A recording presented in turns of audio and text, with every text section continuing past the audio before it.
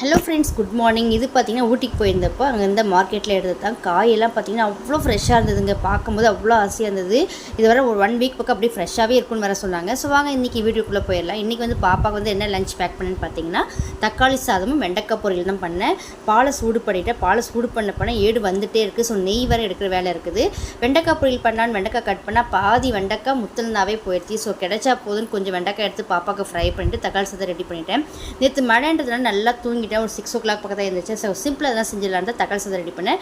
லஞ்சும் back பண்ணிவிட்டேன். இன்றைக்கி காலையில் பார்த்தீங்கன்னா டிஃபன் வந்து கோதுமை தோசை தான் போட்டேன். இப்போலாம் அடிக்கடி கோதுமை தோசை போகிற பையனுக்கு பிடிக்காது, என்ன பண்ணுறது, சாப்பிட்றான். அதுவும் இந்த கோதுமை தோசை வந்து இன்றைக்கி வந்து கொஞ்சம் தீஞ்சிருச்சு. பாப்பா என்னம்மா தீஞ்ச தோசை வச்சுட்டேன்னு சொன்னாமா, இன்றைக்கி ஒரு நாள் அட்ஜஸ்ட் பண்ணி சாப்பிடுமான்னு சொல்லிட்டேன்.